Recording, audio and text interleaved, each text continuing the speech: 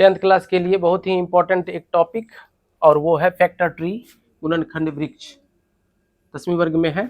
इसको सीख लीजिए आप लोग। इसको बनाने का नियम है कि सबसे पहले इस तरह का एक छोटा सा बॉक्स बनाएंगे और इस इधर राइट साइड वाला थोड़ा बड़ा बॉक्स बनाएंगे, क्योंकि जिस तरह से आप अभाज्य गुणनखंड प्राइम फैक्टर करते हैं उसी तरह से इसको सजा के लिखना होता है।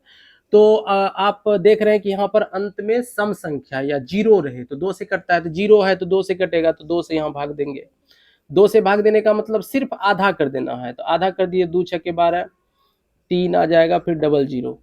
फिर इसमें एक बॉक्स बनाते हैं, इधर वाला हमेशा लेफ्ट वाला छोटा, जो कि 2 से जाएगा क्योंकि जीरो अभी भी आ रहा है, और राइट वाला थोड़ा बड़ा, इसका आधा कर दिए, 2 तिया 6, 2 एकम 2, 2 एकम 2, 2 पंचे 10, और फिर जीरो। अभी भी जीरो आ रहा है तो 2 से अभी भी ये कटेगा, तो फिर इधर 2 लगा देंगे, और इस साइड वाला थोड़ा बड़ा आधा करते हुए 2 से 15 बार में 15 दूनी 30, बच गया 1, 1 पर 5 15 हो गया, 2 सते 14, फिर यहाँ आ जाएगा 2 पंचे 10। तो अब जीरो समाप्त हो गया। 3 बार जीरो था तो 2 से कट गया, अब सम संख्या नहीं विषम संख्या आ गया, तो अब 2 से नहीं कटेगा। अब कटेगा किससे देख लेते हैं, 3 से चेक करते हैं पहले। तो 3 से चेक करने के लिए मतलब इसको जोड़ना है, 7 5 12, 12 5 17, 1 18, अंकों का योगफल 18 हो रहा है।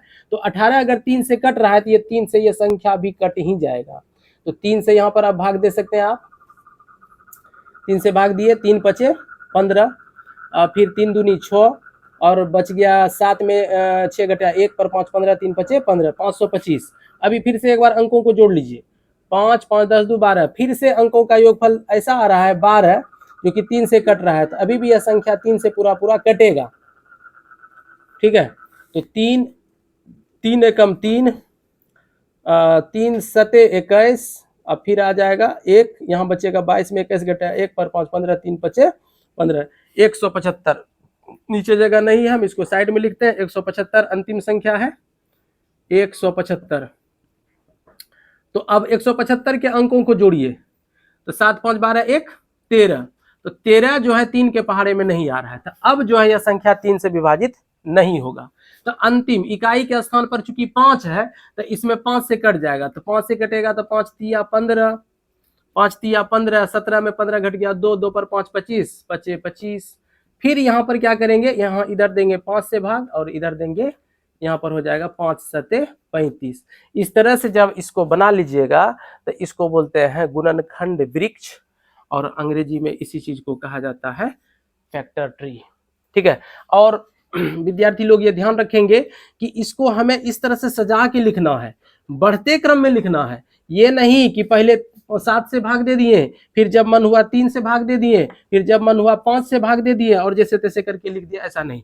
आप इस क्रम को याद रखिए, इसको बढ़ते क्रम में, इधर से नीचे जाएगा तो बढ़ते क्रम में जाएगा, और अंत में यहाँ पर आपने देखा कि 35 आया, तो 35 5 से भी कटा सकते थे, 7 से भी, तो हम यहाँ भी 7 लिख सकते थे, वहां 5 लिख सकते थे, लेकिन मैंने ऐसा नहीं किया, क्योंकि इस क्रम का पालन करते हुए पहले 5 आएगा तब 7 आएगा। ठीक है, तो इस तरीके से इसमें जितना भी ये बॉक्स में, लेफ्ट वाले बॉक्स में जितना भी अंक आएगा वो सब आएगा अभाज्य संख्या, यानी प्राइम नंबर्स आएगा।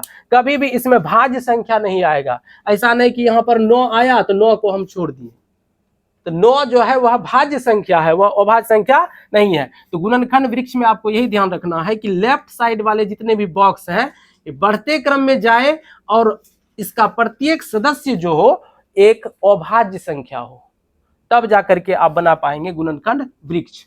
उम्मीद है आपने सीख लिया होगा। अगर आप इसको सीख लिए हैं तो ये आपके लिए है होमवर्क। देख लीजिए, 4320, 7560, 32760, 7429, और यहाँ पर है 30030। ये 5 सवाल आप इसको इसी अनुसार से अगर आप चाहें सीख गए होंगे तो निश्चित रूप से इसको बना सकते हैं।